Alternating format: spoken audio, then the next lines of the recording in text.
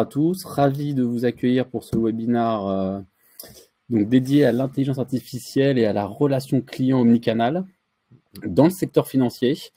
Donc, comme on le disait, n'hésitez pas à mettre des commentaires sur le chat et à poser vos questions dans la rubrique questions. On essaiera d'y répondre, d'intégrer vos remarques dans la présentation dans la mesure du possible. On essaiera de se garder quelques minutes à la fin pour échanger avec vous, pour répondre à vos questions. Et puis, on se donne donc 45 minutes. Notre retour d'expérience montre que c'est le format en fait qui permet de garder les gens le plus longtemps possible. Donc voilà, on y va. Ce que je propose, c'est qu'on se présente rapidement avec Frédéric. Et puis ensuite, on déroulera l'ordre du jour. On vous présentera l'ordre du jour. On commencera. Allez, je démarre. Donc, Sébastien Bezombe, donc moi je travaille chez TNP Consultant, qu'on présentera un petit peu tout à l'heure. Je travaille sur des projets de transformation digitale dans le secteur financier et notamment sur la banque de détail et l'assurance. Et je travaille autour des problématiques de parcours client, de stratégie client, de distribution omnicanal dans le secteur financier à travers un centre d'excellence qui s'appelle Parcours et Distribution et qui est à l'initiative d'un certain nombre d'événements comme ce webinaire. Donc, je suis ravi de vous accueillir aujourd'hui. Donc, Frédéric Canavette, moi je travaille chez Eloquent et donc j'étais pendant très longtemps product manager sur les bots et j'ai également mis quelques bots en place dans la grande distribution, dans l'énergie et dans le domaine banque assurance mutuelle. Voilà. Alors, l'ordre du jour qu'on vous propose aujourd'hui, on va présenter rapidement nos structures avec Frédéric pour ceux qui ne nous connaissent pas encore, pour nous placer un peu dans l'écosystème du secteur financier. Ensuite, on présentera quelques tendances, quelques enjeux de l'IA et de la relation omnicanal de notre point de vue. Alors, on ne se veut pas exhaustif, mais en tout cas, on a sélectionné les points qui nous paraissent importants aujourd'hui. On fera une restitution ensuite de l'enquête qu'on a envoyée à tous les invités de ce webinaire sur l'intelligence artificielle dans la relation client. Donc, ça nous permettra certains d'entre vous ont dû y répondre d'ailleurs, et ça nous permettra de tirer des enseignements sur l'impact de l'IA dans vos secteurs d'activité. Et puis, on partagera sur des cas d'usage, sur des retours d'expérience, de mise en place de parcours omnicanaux, et puis d'exploitation d'IA, notamment d'IA de dernière génération, sur des cas d'usage métiers dans le secteur financier. Et puis, on conclura et on échangera, donc si on a un peu de temps, sur vos questions. Parfait. Allez. C'est parti. Alors, on se présente rapidement. Donc, TNP Consultant pour les gens qui ne connaissent pas encore. Donc, on a un cabinet de conseil français, européen, indépendant, qui accompagne ses clients sur leurs projets de transformation réglementaire, opérationnelle et digitale. Donc, on est un peu plus de 1000 collaborateurs aujourd'hui sur 3 zones géographiques, l'Europe, l'Afrique du Nord et le Moyen-Orient et l'Inde. D'accord, avec trois grandes marques à avoir en tête. TNP Stratégie qui adresse des sujets plutôt en amont des programmes, donc construction de plans à moyen terme, d'efficacité opérationnelle, sur la hausse des revenus, sur l'optimisation des coûts, sur la gouvernance IT, donc pour 20% de l'activité. TNP Trust qui, comme son nom l'indique, adresse des sujets plutôt de finance, de risque, de conformité réglementaire et de transformation durable. Et puis TNP Digital, qui nous concerne plus aujourd'hui, qui représente 60% de l'activité et qui accompagne en fait donc nos clients sur l'ensemble de la chaîne de valeur des projets de transformation digitale, donc de la définition des ambitions digitales. Qu'est-ce qu'un self-care pour moi? Quel est mon pourcentage de self-care que je veux atteindre? Quelle est la place de l'humain dans mon parcours omnicanal? Jusqu'à l'implémentation de solutions digitales, en passant par la revue des parcours, la refonte des process, le pilotage ou la conduite du changement. Donc, on est multisectoriel, on est très présent sur le secteur financier puisqu'on réalise les 2 tiers de l'activité sur le secteur financier, banque de détail, banque d'investissement, gestion d'actifs et assurance mutuelle. Et dans cet écosystème digital, on bénéficie également d'une Digital Factory et d'un lab UX UI qui nous permet de travailler sur des cas d'usage métiers et de poker un certain nombre de cas d'usage métiers pour nos clients. Donc, voilà un peu le portrait de TNP en quelques mots. Et puis, vous aurez la présentation avec plus de détails, bien évidemment. Frédéric, je te laisse sur Eloquent. Oui, alors Eloquent, nous, ça fait plus de 20 ans qu'on existe, donc à peu près une centaine de collaborateurs en France. Donc, on est éditeur de solutions de centres de contact et d'enquête de satisfaction clients et collaborateurs. Donc, on gère grosso modo 1,5 milliard d'interactions chaque année, que ce soit du chat, du téléphone, du mail, etc. Et si vous êtes déjà allé dans une boutique Orange ou si vous êtes client Bouygues comme entreprise, si vous avez reçu un colis de Géodis, eh ben, en fait, vous avez une grande chance d'avoir reçu nos enquêtes de satisfaction par email, par téléphone, par SMS, etc. Donc, une de nos spécificités, c'est la certification ISO 27001, puisqu'en fait, on essaie vraiment de garantir la sécurité des données. Et comme TNP, on est présent en France et en Europe. Donc, nos solutions, en fait, soit en fait, on choisit une plateforme cloud d'expérience client globale, où on va gérer à la fois le centre de contact et le feedback client et collaborateur. Soit, en fait, on peut aller tout simplement utiliser notre orchestrateur et choisir ses modules. C'est-à-dire qu'on va pouvoir choisir de déployer, par exemple, la voix, le mail, le chat ou le bot, chatbot, callbot, on parlera même de SDI visuel, où il y a certains de nos clients dans le domaine banque assurance qui déploient uniquement la partie enquête omnicanal et publication des avis. Voilà. Donc, voici pour nous. Alors, je te laisse continuer sur le sommaire. On y va. Alors, on va commencer par les quelques tendances, quelques enjeux qui nous paraissent structurants dans le domaine de l'IA et de la relation omnicanal. Alors, vous savez qu'il y a beaucoup d'enquêtes, beaucoup d'études qui sont faites aujourd'hui sur l'IA. Donc, on a retenu en fait quelques chiffres qui nous paraissent importants dans notre thématique. Ce qu'il faut retenir aujourd'hui, c'est qu'on a 50% des clients du secteur financier qui sont prêts à passer sur une expérience 100% à distance. Ils sont aujourd'hui plutôt à 30% à le faire. Donc, on voit qu'on a un potentiel quand même encore de digitalisation qui est important sur la partie secteur financier. Mais néanmoins, on a quand même 78% de ces consommateurs, de ces clients du secteur financier qui considèrent aujourd'hui que les parcours qui combinent interaction humaine et digitalisation, c'est-à-dire relations humaines en fait et automatisation, sont les parcours qui présentent l'expérience client ou la relation client la plus performante, la plus optimale. Donc ça, c'est quelque chose d'important sur lequel on reviendra, hein, la place de l'humain en fait dans ces parcours de digitalisation et dans ces parcours dans lesquels on essaye d'automatiser un maximum de choses. Et puis, le chiffre au milieu nous paraît important aussi. On a 62% des consommateurs du secteur financier qui attendent de leurs institutions financières, banques, assurances, mutuelles, davantage de personnalisation. Donc, que ce soit dans la caractéristique même du produit qui est proposé, dans sa tarification, ou bien dans le canal de distribution. Donc, aujourd'hui, ils sont seulement la moitié à considérer recevoir suffisamment de personnalisation. Ils sont 62% à vouloir en vouloir davantage. Et donc, c'est quand même des sujets qui est tiré par l'IA aujourd'hui. C'est être capable de personnaliser un maximum les offres qui sont faites aux clients dans des parcours de souscription ou dans des parcours de gestion, c'est-à-dire post-souscription. Ces chiffres-là, quand on descend un peu dans les univers de besoins, on les retrouve et vous pouvez retrouver un peu vos secteurs d'activité de manière plus précise. Hein. Donc, on a seulement 10 à 30% des clients aujourd'hui dans le secteur financier qui font de la souscription 100% en ligne, mais ils sont entre 25 et 50% en fonction des univers de besoin à vouloir le faire. Donc, on voit qu'on a un potentiel en fait de self-carisation qui reste très important dans le secteur financier, malgré tout le travail qui a été fait ces dernières années, notamment suite à la crise sanitaire. Il y a quand même beaucoup de parcours qui ont été digitalisés et qui ont été mis en souscription à distance. Et néanmoins, ce qu'on disait, c'est qu'on voit que ces consommateurs gardent une importance considérable, accordent une importance considérable à la relation humaine, puisqu'on a en fonction des univers de besoins, vous voyez qu'on a entre 50 et 75% des Français qui souhaitent conserver une interaction humaine dans leur parcours de souscription, au moins une fois, ou dans leur parcours de gestion, y compris en fait sur des produits qui sont relativement simples. Quand on parle de crédit à la consommation, quand on parle d'épargne réglementée ou quand on parle de compte ou de formule de paiement, par exemple, dans la banque, c'est des produits qui sont relativement simples, qui sont digitalisés et pour lesquels, en fait, les clients veulent quand même conserver cette interaction humaine. Donc, c'est quelque chose qui est assez important et c'est assez antinomique, en fait, avec tout ce qu'on entend aujourd'hui sur l'automatisation, d'où l'importance, à un moment donné, de réfléchir à où est-ce qu'on met l'expertise humaine dans les parcours. Si on se place du côté des entreprises, bien évidemment, elles accompagnent en fait ces évolutions. Donc sur 2023, il y a 80% des DSI qui reconnaissent avoir augmenté de manière significative leur budget alloué à l'IA sur ces problématiques de relations clients. On a 30% aujourd'hui des entreprises du secteur financier qui ont mis en production des solutions d'IA. Alors majoritairement, on ne va pas se le cacher, plutôt sur du machine learning ou sur du traitement de langage naturel. Et on verra tout à l'heure avec Frédéric comment ça passait aussi à l'échelle plutôt l'IA générative, mais ça reste encore un peu timide. On est encore beaucoup en expérimentation et en POC sur ces sujets de d'IA générative, et puis bien évidemment donc, des perspectives de croissance estimées à 4% en lien avec l'IA générative à partir de 2025, et ce qui pose d'ailleurs le problème du ROI.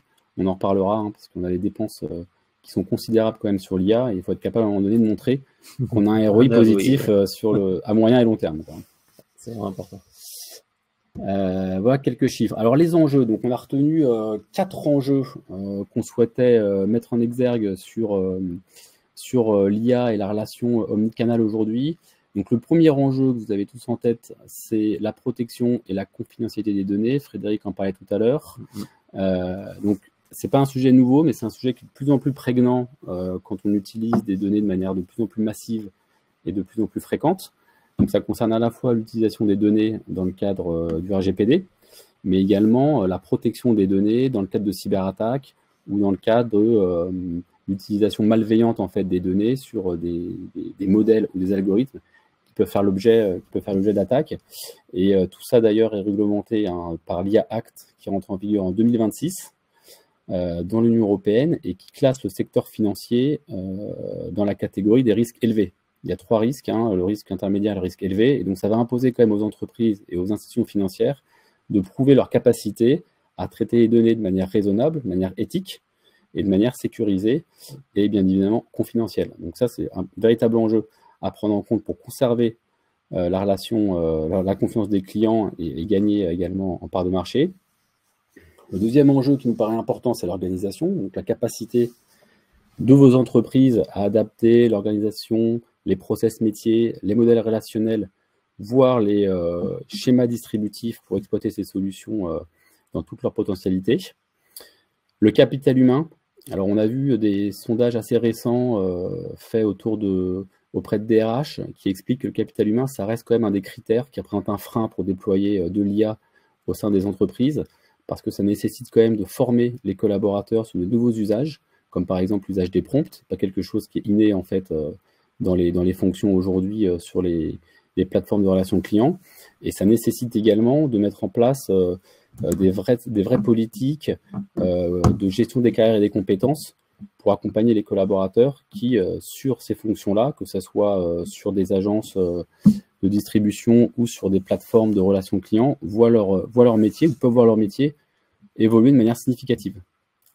Et puis le quatrième enjeu, c'est le modèle économique.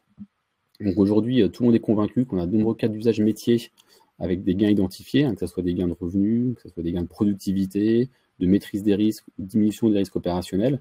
Néanmoins, on a encore assez peu de modèles économiques avérés, éprouvés, qui montrent des ROI à moyen ou à long terme. Il y en a, mais c'est encore assez timide. Alors ça vient du fait qu'on est beaucoup en POC encore et en expérimentation sur les sujets d'IA générative, donc on a peu de recul. Et puis on est sur des technologies qui sont encore assez récentes et qui génèrent en fait des coûts de maintenance qui sont pas neutres sur les modèles LLM et qui complexifient également les applications dans lesquelles ils s'inscrivent. Donc voilà, nous on considère que ces 4 enjeux, 4 défis qu'il faut relever pour les entreprises, des instituts, du secteur financier, de manière à passer d'une logique d'expérimentation à laquelle on est aujourd'hui à plutôt un volet d'exploitation et réussir à passer à l'échelle, c'est-à-dire à déployer finalement des solutions au sein de toutes les plateformes, de toutes les agences ou auprès de tous les clients. Quand on est sur des institutions financières, on touche rapidement quelques millions de clients, quoi.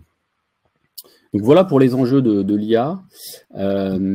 Pour faire le lien avec ça, nous, en tant que cabinet qui accompagnons nos clients sur ces sujets-là, on a un peu voulu lister les bonnes pratiques ou les prérequis qu'on appelle conditions de réussite, donc sur des projets liés à l'IA. Donc la première des choses, de notre point de vue, c'est avoir une réflexion en amont sur le périmètre à couvrir et sur les usages métiers, en prenant en compte à la fois la partie self-care, donc l'impact sur les parcours clients, mais également l'impact sur les process métiers, donc que ce soit en front, en middle et en back-office, pour avoir une vision en fait de bout en bout de ces projets-là. Le deuxième sujet, c'est un besoin d'agilité. Et j'imagine que vous en êtes convaincus. Aujourd'hui, on est quand même beaucoup sur la méthodologie agile, d'itération, d'idéation et d'expérimentation pour faire de l'amélioration continue lors des conceptions. Un sujet qui est très important, qui est souvent mis de côté, c'est avoir une réflexion sur la manière d'intégrer les données dans les systèmes. Aujourd'hui, quand on est en POC ou en expérimentation, c'est souvent des sujets qu'on met de côté parce qu'on veut aller vite. Et lorsqu'on veut passer à l'échelle, on s'aperçoit que les sujets d'urbanisation du SI, d'apéisation, c'est des sujets qui peuvent vite être bloquants, notamment dans des systèmes SI, des acteurs financiers qui sont assez compliqués avec des accumulations de briques. Et donc, c'est important d'avoir aussi ces réflexions en amont de manière à éviter de finalement changer de solution quand on veut passer à l'échelle, parce qu'on se rend compte que la solution est complètement incompatible avec l'architecture informatique et la sécurité SI, quoi. Un focus sur la data, donc ça nous semble important, bien évidemment, on est sur des modèles qui consomment de la data, donc il faut de la data qui soit vérifiée, qui soit de qualité, qui évite donc de créer des hallucinations par les robots, par les algorithmes quand on n'arrive pas à trouver de réponse précise à une problématique. Donc un focus sur la data, bien évidemment, une vision, une cartographie un peu transverse et fonctionnelle de tous les sujets qui sont liés en fait à la relation client, puisqu'on voit qu'il y a beaucoup de sujets aujourd'hui qu'on met en place en lien avec les CRM, en lien avec les callbots, les chatbots, etc. Donc avoir une vision vraiment transverse et des adhérences des projets les uns avec les autres pour pas complexifier en fait les process métiers ou les parcours clients. Et puis les deux derniers points, c'est la mise en place de mesures de gestion, de dispositifs de maîtrise ou de pilotage des risques qui sont liés aux biais ou aux incohérences dont peuvent faire l'objet les algorithmes ou les modèles LLM. Donc une surveillance et un dispositif vraiment à surveiller, notamment en externalisant plutôt ces sujets-là à un expert sur la partie run, de manière à éviter de prendre des initiatives parfois qui sont un petit peu limitées sur ces sujets-là qui, encore une fois, peuvent rapidement en fait entamer la confiance des clients quand on a des robots qui peuvent générer des hallucinations ou des biais. Voilà pour nos conditions de réussite. On a remis une petite cartographie des usages de l'intelligence artificielle dans le secteur financier.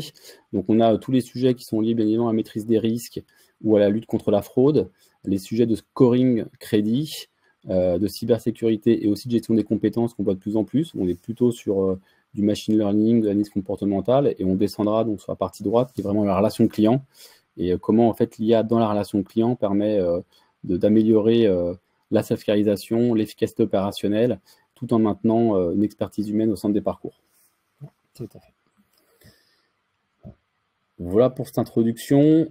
Je vais laisser Frédéric présenter la restitution de l'enquête qu'on vous a transmise il y a quelques semaines. Alors, donc, en fait, on a lancé cette étude auprès de professionnels de la relation client dans le secteur banque, mutuelle, assurance. Donc, on a arrêté les chiffres il y a quelques jours de cela. Donc, on a eu depuis quelques réponses encore. Le but, c'était vraiment d'aller très simple et d'aller poser 6 questions. Alors, la première question qu'on a posée, c'est quel est l'impact de l'IA dans votre domaine d'activité? Le but, en fait, c'est de savoir à quoi ça va vous servir. Et ce qui est intéressant, c'est qu'à peu près la moitié des personnes considèrent que l'efficacité opérationnelle, c'est la priorité, c'est-à-dire l'optimisation des process métiers, l'automatisation, etc. La deuxième chose, c'est que la relation client avec l'optimisation des parcours de vente, la personnalisation, on en a parlé tout à l'heure, c'est quelque chose qui arrive, mais plutôt de manière secondaire. Voilà. Et par contre, ce qui nous a un petit peu étonné, c'est que justement cette partie conformité, lutte contre la fraude, génération de business, en fait, ça apparaissait quasiment pas. On le voit ici, 16% sur la conformité, lutte contre la fraude, et puis le développement du business, c'est pas encore là. Donc ça veut dire quoi? Ça veut dire que prioritairement, les bots vont être là pour aider et être en fait un complément au parcours client actuel et en particulier aider les agents et aider les clients à se déployer en self-care. Si on parle maintenant de l'apport de l'IA dans la relation client, on vous a demandé en fait quel était vraiment le premier choix, le premier avantage qui est arrivé, c'est la qualité de service. Voilà, c'est de se dire voilà, je peux avoir un service 24/24, j'ai un premier traitement ou j'ai une préqualification. On voit aussi pas mal de personnes qui disent maintenant je veux faire de la préqualification ou alors je vais changer mon vieux SVI un peu compliqué, taper 1, taper 2, taper 3, où la personne a juste à dire ce qu'elle veut et c'est au robot de comprendre.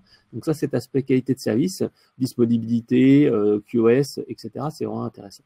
La deuxième chose, c'est tout ce qui est l'efficacité opérationnelle. Et là, vraiment, nous, on voit bien que un des usages métiers, certes, c'est d'aller faire du self-care et aider les clients à se débrouiller, mais c'est également aider les agents à être plus efficaces.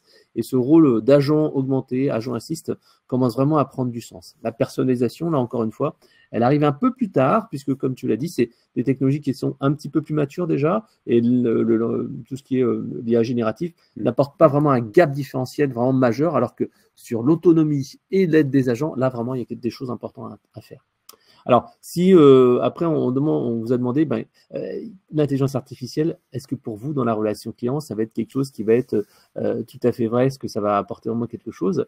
Et vraiment, ce qu'on voit, c'est 90% d'entre vous disent, OK, oui, ça va permettre d'améliorer la relation client. Cependant, on voit bien qu'il y a à peu près 60% d'entre vous qui ont un sentiment un petit peu mitigé. Donc, vous savez que l'intelligence artificielle, ça va apporter des choses, mais vous attendez les preuves, vous attendez un petit peu à voir les choses.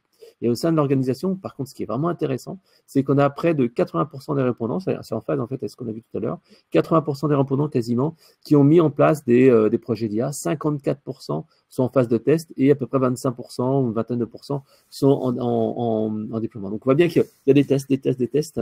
Et là, en fait, ça se précipite. On voit vraiment qu'il y a une vague, il y a un tsunami de l'intelligence artificielle et qu'il ne faut surtout pas le manquer. Alors après, on a posé 2 questions. Alors, bien entendu, là, c'est un extrait. Vous avez 3-4 pages de verbatim que j'ai sélectionné sur les plus de 80 réponses. Mais j'aimais bien, en fait, ces verbatim-là. Je vous ai pris à chaque fois une page. La première question, mais qu'est-ce qui a apporté le plus de bénéfices, en fait, dans les parcours clients ou dans l'expérience client dans les 12 derniers mois? Et on voit bien que ça divise en 2 choses. En vert, c'est tout ce qui a un rapport avec la technologie et l'IA. Tout ce qui est en violet, en fait, tout simplement, c'est ce qui a un rapport avec l'humain. Et on voit bien qu'il y a des mots qui ressortent. Le voicebot, le chatbot, le callbot, l'analyse sémantique des enquêtes post-appel, le résumé des conversations. Là, nous, on voit vraiment que ça apporte un gain de productivité et d'efficacité.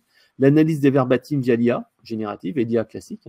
L'efficacité opérationnelle, tout simplement parce qu'on va proposer la Nest-Based Action. Donc ça encore, nous, on trouve que c'est vraiment le next step, le pas d'après, mais c'est vrai que c'est des choses qui arrivent. L'utilisation de l'IA pour pré-rédiger, en particulier les écrits, et comme je le disais, l'abandon progressif des SEI classiques pour passer à l'IA générative qui répond en fait aux demandes des clients.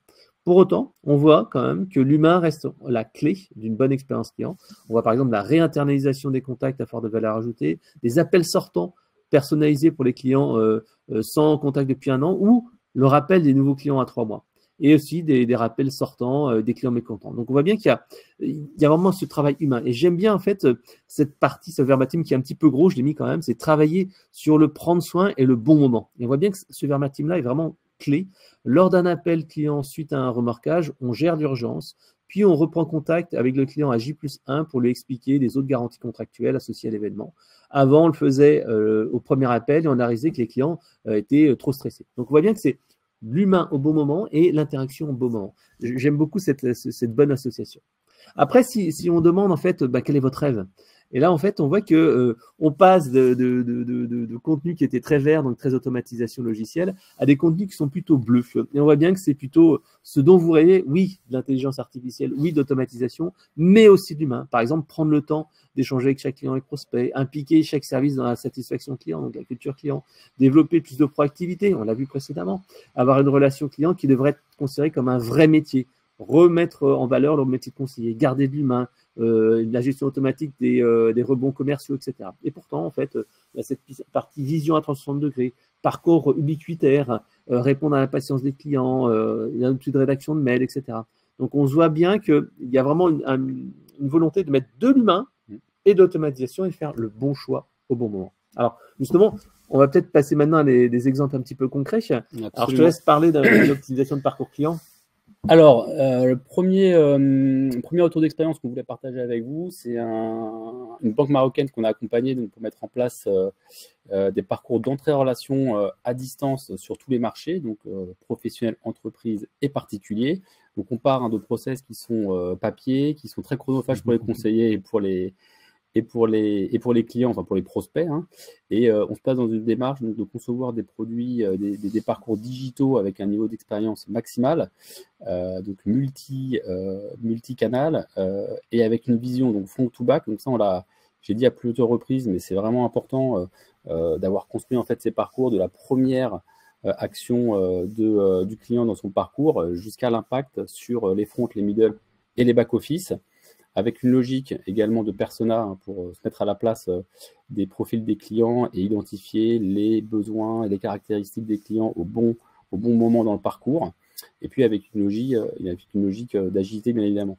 Ce qui est très important, en fait, ce qui est notable, en fait, sur ce projet-là et sur cette optimisation-là, c'est pas tant le fait d'avoir...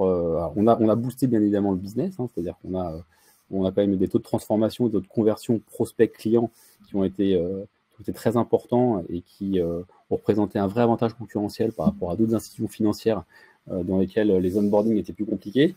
Néanmoins, ce qui est notable, c'est que ça a permis quand même de mettre en place un vrai pilotage des parcours de l'omnicanalité, à la fois avec des indicateurs de business, d'activité, ce qu'on suit généralement en premier lieu, hein, c'est-à-dire le taux de conversion, le taux d'équipement, bien évidemment, sur les entrées en relation, mais également, on a pu mettre en place des indicateurs de coûts, donc de coûts d'acquisition, coûts humains et coûts des technologies qu'on a pu mettre en place, donc avoir quand même une logique de ROI ou de coût du parcours, et puis également des indicateurs de satisfaction, donc NPS, etc., donc la gestion des feedbacks en fin d'onboarding ou 24-48 heures après, et ce qui permet en fait quasiment en temps réel d'avoir un tableau de bord qui permet de piloter l'ensemble des parcours sur des critères à la fois business, sur des critères de coût et sur des critères de satisfaction client. Et donc ça permet de faire de l'amélioration continue en fait de manière assez fine, et notamment ensuite dans cette configuration, dans ce contexte-là, de poser les briques ensuite d'une entrée en relation 100% à distance, avec notamment la signature électronique et le KYC biométrique, ce qui n'était pas possible législalement de faire à l'époque. Donc voilà cette vision un peu de tableau de bord de pilotage sur la relation omnicanal. Alors là, en fait, on a parlé beaucoup en introduction d'IA générative, en particulier dans l'étude, mais je voulais quand même faire un petit rappel en introduction en disant que l'IA générative, oui, mais il ne faut pas oublier aussi l'IA classique. L'IA classique, c'est l'analyse sémantique qui n'utilise pas les larges langage modèles. On est vraiment sur quelque chose qui va permettre d'être simple, rapide, efficace, avec des coûts qui sont généralement beaucoup moindres que de l'IA générative, puisqu'on ne fait pas appel à ces gros volumes de données ou des technologies tierces. Nous, on a nos propres technos, par exemple, d'analyse sémantique. Donc l'intérêt, il est double. Le premier, c'est bien sûr, comme tu l'as dit, d'analyser un parcours client macro. Et avec ce parcours client, en fait, on va voir, est-ce qu'il y a des points améliorés? Est-ce que, par exemple, l'accueil est à travailler? Est-ce qu'il y a une phase d'optimisation à faire là-dessus ou pas? Donc ça, on essaie vraiment de dire quelles sont les tendances macro. Et après, les plans d'action, tu l'as dit, l'amélioration continue. Est-ce que ça a augmenté la satisfaction? Est-ce que les clients considèrent tout ça comme un pain point ou pas? Donc cette partie amélioration continue et vision d'un parcours client. Deuxième point, c'est ce que moi j'appelle chercher en fait l'aiguille dans la botte de foin. L'aiguille dans la botte de foin, c'est essayer de trouver ces petits irritants, ou au contraire ces effets waouh qui vont permettre en fait d'aller après soit les arrêter, coacher en fait les personnes qui sont en train de donner une mauvaise image de l'entreprise, soit au contraire dire voilà, il y a une bonne pratique qu'il faut vraiment essayer de propager à l'ensemble des collaborateurs. Et bien sûr, il y a tout ce qui est la partie avertie. Donc ça, cette IA classique, elle n'est pas morte, elle est toujours complémentaire et elle permet d'aller faire des choses vraiment très puissantes. Et là, on a un cas client, alors qui n'est pas dans le domaine banque assurance, mais j'ai choisi parce que je le trouve assez emblématique. Donc en fait, c'est une entreprise qui s'appelle Ulysse, Vinci Autoroute, donc tout ce qui est péage si vous partez en vacances. Et ben en fait, ils se rendent compte qu'ils avaient en fait une forte baisse de la satisfaction parce que tout simplement, ils recrutaient des personnes qui étaient externes, des intérimaires, des étudiants pour renforcer les équipes. Ils disaient, mais comment on peut faire pour faire monter en compétence les bonnes personnes? Parce qu'on voit bien que il faut une semaine, 2 semaines, 3 semaines, un mois pour que la personne commence à vraiment être au niveau des conseillers à plein temps. Donc, ce qu'on a fait, c'est qu'on a déployé avec eux un dispositif de feedback. Donc, il y a plus de 120 000 enquêtes par an, etc. Et surtout, on a récupérer du feedback omnicanal. Et c'est ça qui est vraiment la différence, c'est qu'on va récupérer des enquêtes de SAT, on va récupérer des chats, on va récupérer des emails, même des courriers papier qui sont scannés. Et l'intérêt, tout simplement, c'est de dire, hey, toi, tu as un petit souci sur tel sujet, attention, il y a une insatisfaction là-dessus, et de pouvoir analyser les données et également être un levier de business. C'est-à-dire que quand les gens disaient, oui, je pars en retraite, on était capable de dire, ouais, pars en retraite, tu veux résilier tel forfait, et bien à ce moment-là, tu peux en fait tout simplement reprendre un autre forfait. Et donc, ça fait des opportunités business en automatique. Et bien sûr, ça réduit par 2 l'insatisfaction. Donc, quelque chose qui est assez intéressant. Alors, à chaque fois, je vous mets des vidéos YouTube, comme ça, vous pourrez les regarder tranquillement. Alors là, un autre cas, donc c'était la Orange Bank que vous connaissez, qui est actuellement en phase difficile. Mais en fait, je trouvais que c'était aussi un élément intéressant et c'était en phase avec ce qu'on a vu précédemment avec l'autre banque. En fait, c'est un process d'amélioration continue. L'amélioration continue, qu'est-ce que c'est? En fait, Orange Bank voulait à l'époque avoir un niveau de satisfaction et une fluidité des parcours clients qui soit identique, voire supérieur aux pure players du secteur qui sont vraiment born to web, qui sont vraiment nés dans le web avec des process simples. Et donc, ils ont dit, OK, ce qu'on va faire, c'est qu'on va mettre en place un process d'écoute de nos collaborateurs, récupérer le feedback aux différents points du parcours client avec la voix du client et du collaborateur. Parce que souvent, le collaborateur, c'est lui qui connaît le mieux le client et qui sait où il faut ajouter de la fluidité.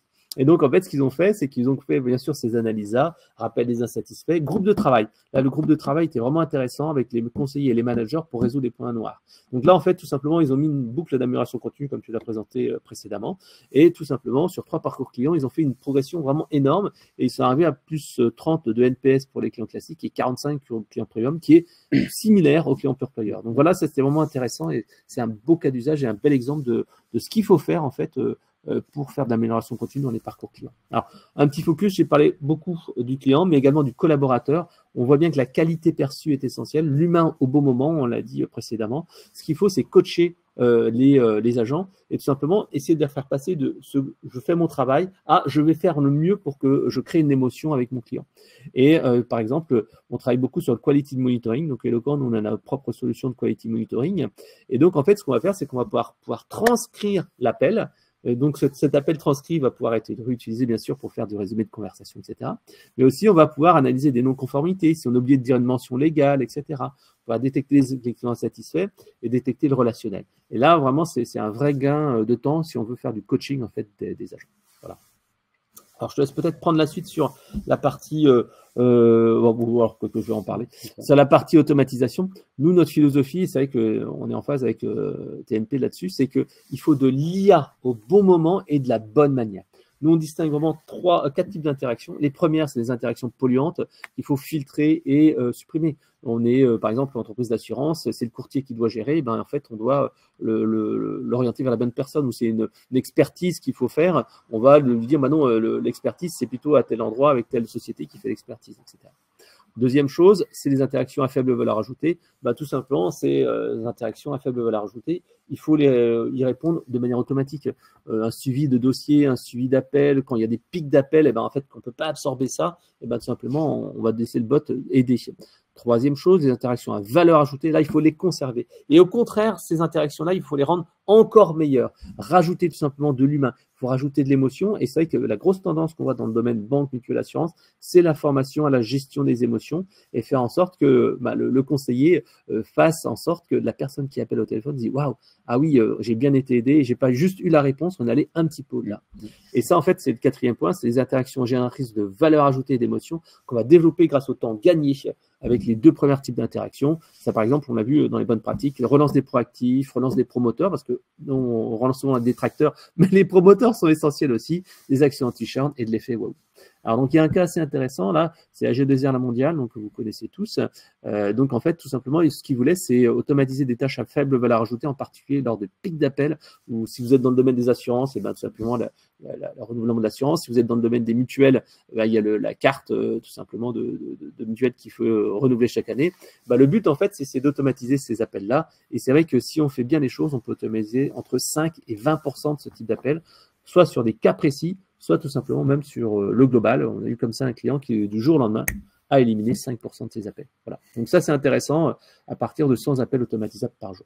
Je le disais, l'IA générative, elle, va aider surtout le conseiller à être plus efficace, en particulier les conseillers qui ont des difficultés à l'écrit, avec des modèles qui sont vraiment personnalisés sur ce qu'on la personne a écrit. Donc, on va vraiment faire un modèle personnalisé en répondant à la charte éditoriale de l'entreprise, mais également le résumé de conversation qui permet à l'agent de gagner du temps. Il ne fait plus des abréviations, mais c'est un vrai résumé. Il ajoute son petit conseiller en plus, ce qui permet d'avoir quelque chose de plus complet, qui permet de faire de l'analyse après derrière.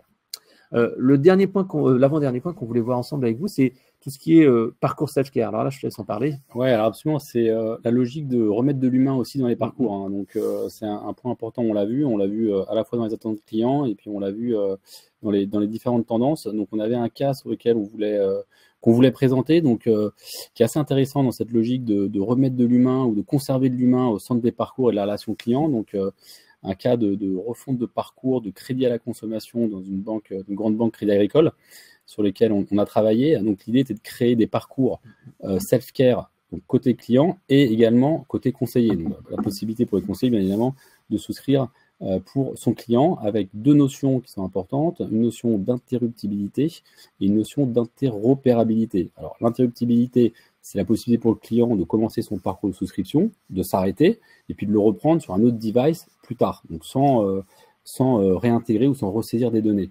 Et l'interopérabilité, et c'est ça qui est vraiment au cœur de du projet et de remettre de l'humain au centre des parcours, c'est la possibilité, en fait, lorsque le client démarre son dossier de souscription, ce dossier peut être repris par un conseiller, soit sur une plateforme téléphonique, soit son conseiller en agence, d'accord? Et inversement, un dossier qui est initié par le conseiller peut être repris en self-care par le client, s'il souhaite rajouter des pièces complémentaires, s'il souhaite refaire une simulation, ou s'il souhaite signer de manière électronique. Donc on est dans une logique en fait de va-et-vient entre le parcours self-care du client et la reprise possible par le conseiller pour l'accompagner. Donc on a des parcours en fait qui sont fortement digitalisés, qui sont fortement automatisés, notamment avec des technologies d'IA, pas forcément génératives comme disait Frédéric, mais sur le scoring du crédit, c'est de l'analyse comportementale, la conformité des documents, c'est du RADLAD ou du KYC biométrique pour les clients qui sont prospères et qui veulent souscrire un produit.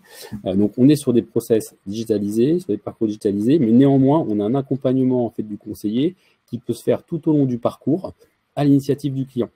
Et ce qui est intéressant, c'est qu'une fois ce projet déployé donc au sein de la banque, on a des retours donc, quantitatifs qui sont plutôt bons hein, sur les durées moyennes de prêt, sur les taux de signature électronique, sur les montants moyens. Mais dans les retours qualitatifs, on voit qu'on a des parcours qui sont appréciés par les clients et par les conseillers sur l'aspect digitalisation. Mais ce qui est mis surtout en avant, c'est cette possibilité en fait d'avoir accès à un conseiller, à une expertise humaine tout au long du parcours, à l'initiative du client. Et ça, on le voit également sur finalement la répartition entre les canaux, puisqu'en fait, on a 20% des dossiers qui ont été saisis en full self-care, 20% par le conseiller avec son client en agence ou au téléphone, et 60% dans un mode hybride. Donc avec cette interaction, alors ça ne veut pas dire que le conseiller il a passé 3 heures avec son client, mais ça veut dire qu'il est intervenu au moins une fois dans le parcours à l'initiative du client, soit pour assurer que le taux était le taux le plus favorable, soit parce que le client voulait être accompagné pour sa signature électronique. Donc on voit finalement que même pour des produits assez simples, comme du crédit conso, on propose des parcours qui sont full digitaux, full self-care. Néanmoins, les clients souhaitent quand même être accompagnés par une expertise humaine. Donc quand on la met au bon moment, on voit que c'est efficace et que ça bénéficie à la fois aux clients, aux collaborateurs et au business. Alors oui, l'humain, nous aussi, on y croit beaucoup.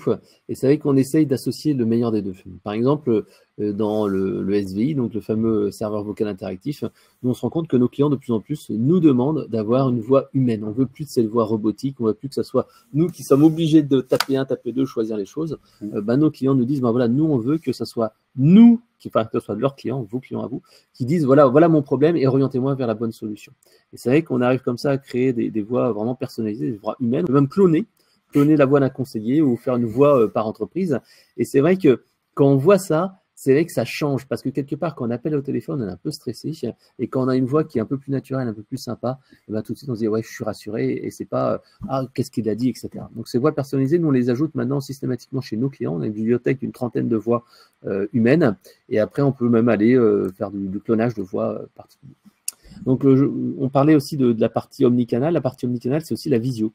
On a plusieurs clients. Par exemple, là, je vous ai donné le cas de Rexo et Stellian, mais je pourrais également citer le cas de Bouygues Télécom Entreprise, qui est un client qui n'est pas dans le domaine assurance, banque, mutuelle, mais qui était assez emblématique sur le sujet, qui est un de nos clients, qui nous disait que grâce à la visio, il réduisait comme ça le cycle de vente, tout simplement parce que le client était en face de lui, il y avait un échange, il y avait du rationnel, il y avait de l'humain qui était fait. Donc ça marche en prospection, mais ça marche également dans la partie fidélisation.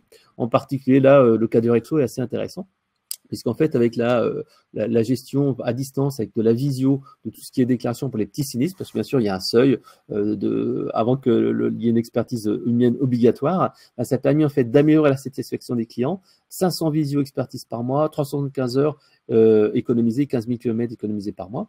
Et ce qui est intéressant, la bonne pratique qu'on retire de ça, c'est que la visio est une véritable machine à waouh lorsque l'on en fait on la propose par surprise entre guillemets. C'est-à-dire que si c'est planifié en disant voilà, vous aurez un entretien avec un expert qui va venir chez vous, enfin qui va venir faire l'expertise à distance à telle date, les gens disent ok, c'est sympa. Par contre, si vous dites au client hey, si vous voulez, on peut faire l'expertise tout de suite. Regardez, je vous envoie un lien et vous lancez la visio sur votre téléphone et les gens disent waouh, c'est génial. Et on a une satisfaction qui n'a rien à voir et on est vraiment sur des taux de satisfaction extrêmement importants. Mais si vous êtes intéressé, je vous laisserai regarder ces deux témoignages, celui de Rexo et de Stellian.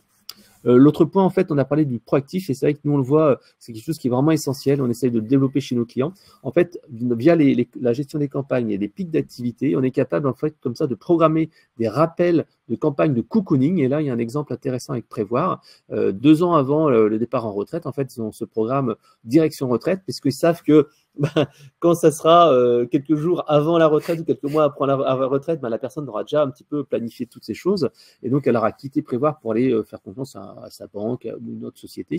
Tandis que 2 ans avant, s'il y a un appel cocooning qui dit « Attendez, on va vous aider à préparer, etc. etc. », c'est le bon moment pour que la personne fasse confiance par la suite. Voilà.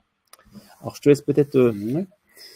Donc, on a baillé quelques cas d'usage, quelques retours d'expérience. Ce qu'on voulait dire, notamment en conclusion, c'est que donc on a vu que l'IA apporte de nombreux apports dans la relation client. On a vu que c'était un levier de croissance et de développement, que c'était un levier de rentabilité, que c'était un moyen également de mieux piloter les risques et la lutte contre la fraude. Néanmoins, on en a parlé tout à l'heure aussi également avec le ROI, on ne paie pas le vrai prix de l'IA. On ne sait pas quel est le vrai prix de l'IA, notamment parce que l'IA, on sait notamment de l'IA générative, a une empreinte carbone qui n'est pas neutre. On a mis quelques exemples que vous avez probablement en tête. Et donc, en fait, la question qu'il faut quand même se poser, et Frédéric en a parlé dans certains cas d'usage, c'est toujours en amont de se dire, est-ce que finalement c'est l'IA générative qui est la solution qui est la plus performante, qui est la plus responsable et qui répond surtout le mieux à nos besoins? Et dans cette logique-là, il faut toujours se poser la question IA générative versus low-code. Et donc, Frédéric nous présenter un petit cas d'usage dans lequel, en fait, le low-code peut apporter et répondre aux besoins de manière très efficace. Ouais, en fait, je vous ai parlé tout à l'heure d'AG2R La Mondiale avec un callbot.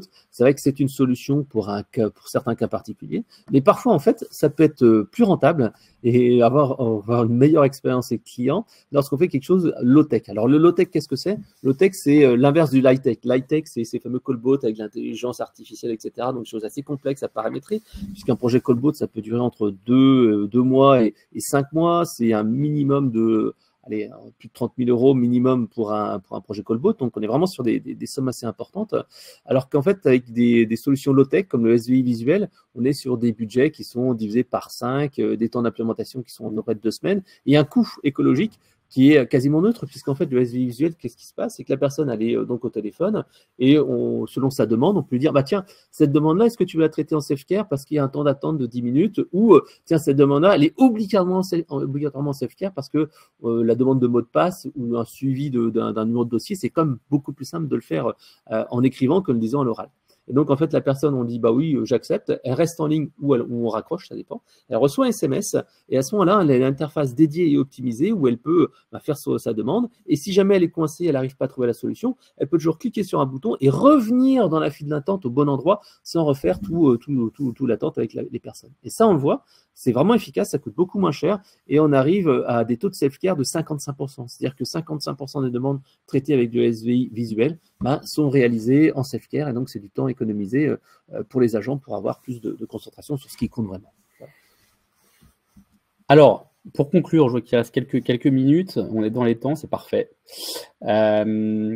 Donc, ce qu'il faut retenir de notre point de vue, donc l'IA générative, c'est une lame de fond, on en a parlé, qui va véritablement révolutionner la relation client et qui nécessite quand même de prendre en compte les évolutions des métiers et donc de prendre en compte les formations, de la gestion des compétences, la gestion des carrières. Donc ça, c'est pas neutre et ça reste quelque chose qui reste comme un challenge à relever, comme on l'a évoqué tout à l'heure, pour exploiter au maximum ces nouvelles générations de technologies. Par ailleurs, comme le disait Frédéric, comme on l'a évoqué à l'instant, pensons toujours à quels sont les enjeux, quels sont vos besoins et quelle est la technologie qui répond le mieux. Ça ne sert à rien de foncer tête baissée sur l'IA générative quand on a de l'IA plus classique ou du robot plus classique qui répond aux besoins. C'est nettement moins cher, on a un ROI plus simple et ça a quand même un coût écologique qui est un peu moins important. Réfléchissez sur les innovations à impact maximum et puis on en a parlé, le ROI. C'est quand même important, on est banquier, on est assureur, c'est des choses qu'on a quand même en tête. Il s'agit quand même de créer de la valeur ajoutée et de générer de la satisfaction pour nos clients et pour nos collaborateurs. Voilà en quelques mots ce qu'on pouvait dire en conclusion. Merci pour tout. Merci pour tout. Et super. Bon appétit. Merci. Et à très bientôt. Merci à tous. À bientôt. Au revoir.